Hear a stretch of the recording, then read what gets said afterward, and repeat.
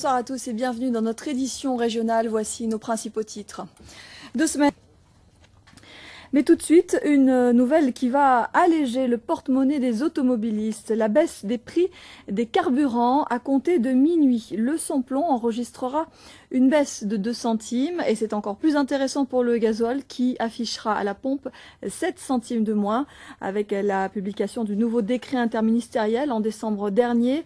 Et bien désormais, chaque mois, le prix de l'essence, vous le savez, est révisé. Alors, quel en est le mode de calcul? On va tenter d'y voir plus clair ce soir avec Eric Stimfling.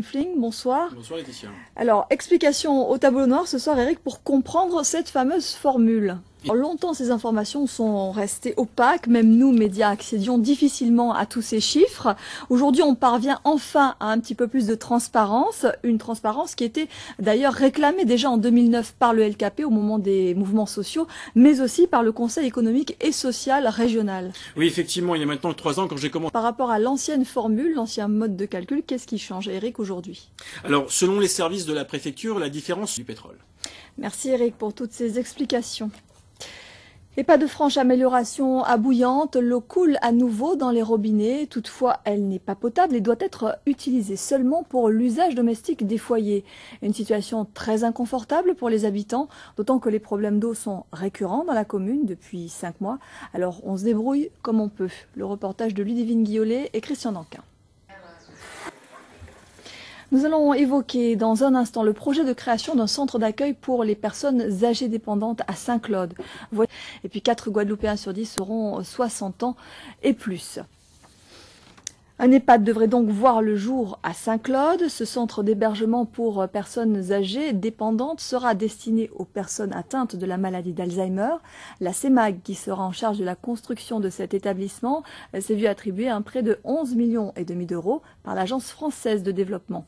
Face à une population vieillissante, donc la question des lieux de vie et d'hébergement du troisième âge se pose avec acuité. Lise Dolmar et Paul Labecca se sont rendus à Saint-Claude pour savoir comment ce projet est accueilli. Les travailleurs de santé étaient appelés aujourd'hui à une grande journée de mobilisation. Le syndicat UTS-UGTG a demandé à ses militants de marquer le coup dans les entreprises.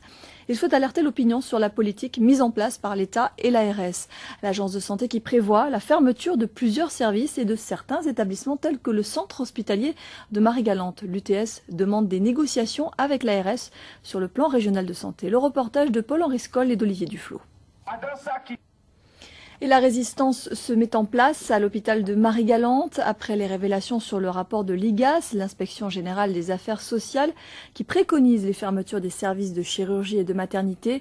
Les syndicats de salariés et une association des usagers de l'hôpital ont décidé de se mobiliser pour interpeller la population de l'île sur l'avenir de la santé à Marie-Galante. Le point avec notre correspondant Laurent Bélanger. On va parler maintenant du e-commerce, le commerce en ligne. On connaissait les sites de vente privée. Depuis quelque temps, un nouveau phénomène agite le monde de la vente sur Internet, l'achat groupé, un principe qui permet aux internautes de bénéficier de prix préférentiels, restaurants, clubs de gym, salons de beauté, des bons plans qui touchent tous les secteurs. Et le phénomène vient de faire son apparition en Guadeloupe, comme nous le montre ce reportage signé Christelle Théophile et Olivier Duflot. Nous sommes en période de paiement des impôts sur le revenu, un devoir pour les contribuables pas toujours bien compris de tous. Pourtant, ce prélèvement obligatoire constitue la plus grosse part aujourd'hui des recettes publiques. Il permet à l'État de financer certaines dépenses d'utilité générale. C'est le dossier éco du mardi. Il est signé Bergette de Saint-Jacob et Philippe Grenier. J-14 avant les épreuves tant attendues de philosophie du baccalauréat. Les lycéens attaquent la dernière ligne droite avant les révisions. Nous sommes allés à la rencontre d'une lycéenne de Bainbridge qui vient de réussir les épreuves écrites de plusieurs concours d'entrée aux écoles de commerce et qui prépare aussi son bac. La vie n'a pas toujours été tendre avec Amandine et pourtant la jeune fille ne désarme pas. Marilyn Plaisir et Daniel Quérin sont allés à sa rencontre. Les épreuves du bac ont donc démarré, on l'a vu hier avec le passage des options sportives. Parmi les disciplines proposées, les candidats avaient le choix entre le tennis, le football, le handball, la voile, le basket, la danse, l'athlétisme et la natation. La natation, c'est précisément la discipline qui a retenu l'attention d'Ori Ménel et de Jean-Marie Mavounzi, qui se sont rendus à la piscine du lycée de Bainbridge. Là encore, pour les candidats, rien n'est acquis. Certains, visiblement, ont été mal ou pas préparés du tout. À quelques jours de son départ pour la Gold Cup aux États-Unis, la sélection de la Guadeloupe de football peaufine sa préparation. Demain soir, elle recevra en match amical l'équipe professionnelle de Fort Lauderdale Strikers, évoluant en NASL, la deuxième division américaine. Entre les deux, Stéphane Auvray, le capitaine des Guadaboys, s'est entretenu avec Edigo Lapcan et Jean-Marie Mavounzi. Il nous parle des ambitions des Guadeloupéens pour leur troisième Gold Cup consécutive. En bref, en tennis, vous avez pu suivre le match en direct ce midi sur notre antenne. L'aventure est terminée pour Gaël Monfils à Roland-Garros. L'Antillais a été stoppé aujourd'hui au stade des quarts de finale et une fois encore, son bourreau avait pour nom Roger Federer.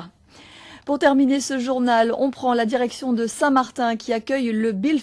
Je vous propose d'écouter les précisions de François Anton. Il est le président de l'association Marlin Bleu. Il répond à Michael Bastide.